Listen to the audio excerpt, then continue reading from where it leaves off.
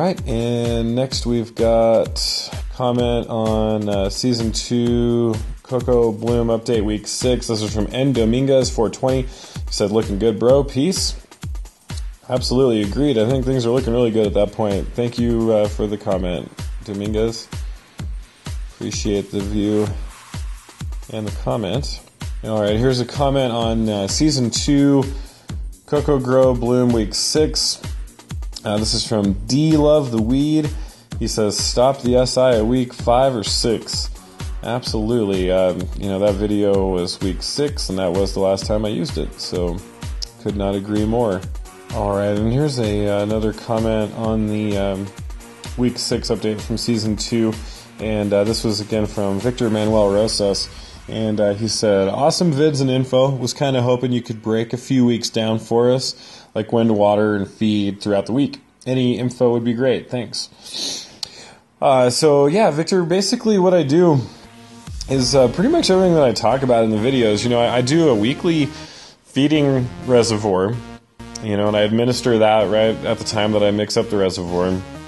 And then usually about 2 or 3 days later, I will just hit them with some fresh water, pH to 5.8, and that'll keep them moist for the remainder of the week, and then that'll carry it right through in time for the next feeding reservoir. And then I mix up the next week and feed them and rinse and repeat. So it's a pretty low maintenance way of going about it, and running a 5-gallon pot or bigger, you can usually do it that way. Maybe in the summer months, if it's really hot and the plants are just really drinking a lot of actual water, sometimes that won't be enough, and you'll have to do 2 midweek waterings, but I typically just stick to 1 actual feeding per week. So hope that answered your question there. All right, this is on the comment on the Season 1 Week 2 video. Viewer called Wasp0183. And they ask, hey, when using Canna Coco, how often should you feed when in flower? Every 2 days? It kind of goes back to what we were just talking about. I know there are some people that will feed multiple times per week, but I think if you're given a pretty strong feeding, you can get away with 1 feeding per week with some waterings in between. So really it comes down to how big are your pots and how big are the plants, and I just keep them moist. If they start to dry out, water them. No need to overcomplicate it. That's one of the nice things about cocoa, is that it is very forgiving type of medium. The fact that you're running Canna Coco doesn't really change anything. It's just a brand of cocoa. It's a good brand, by the way. All right, here's a comment on the drying video. It's from a viewer called Like2THC. And he says, I subbed last night and just trying to catch up on your vids. Very informative. Quick question. The final stage of drying in the totes, is that to test the humidity? Thanks for the vids. You are welcome. And to answer your question, the plastic totes, you could think of it as a method to test the humidity. I guess that's kind of a secondary function of it, but the primary purpose for that, it actually is still part of the drying process for me. I only dry the plants to a certain point while they're on the plant stock, and then after we manicure, there's still some drying that needs to be done, and the plastic totes are just a really effective way to keep that slow.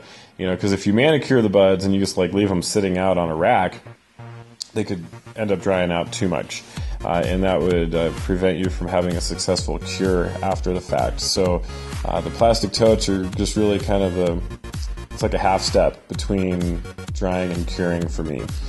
So once I get them in the plastic totes, I just kind of shuffle them around in there, crack the lids as needed, and once the buds start to get hard and dry up, then we know we're ready to put them in the glass for the curing. So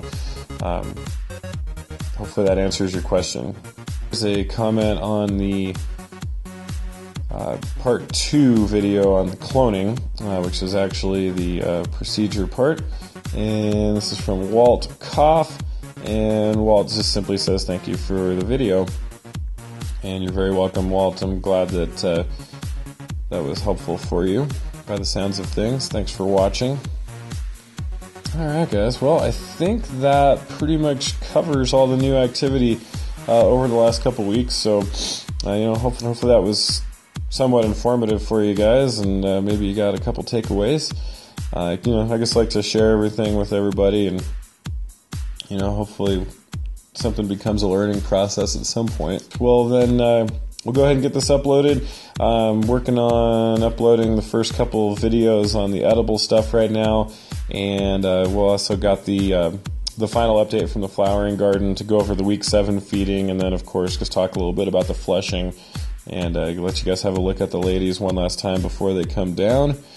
And I think outside of updates on the clones, and then we'll start working back through the veg stuff here coming up. That's pretty much where we're at right now. So if you have any other questions or anything at all, feel free to let me know. Again, you can reach me at chestercopperpotgrows@gmail.com, via YouTube, or you can even look me up on Facebook, Chester Copperpot. So until then, we'll talk to you guys later.